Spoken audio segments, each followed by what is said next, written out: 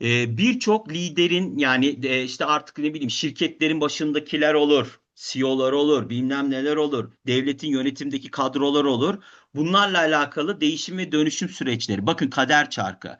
Bu diyor ki devletin en başındaki insanlar veya şirketlerin en başındaki insanlar kader çarkı.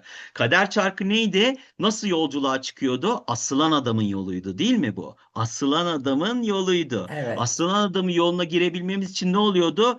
Bir kadın çıkıyordu ortaya ve kader çarkını çeviriyordu.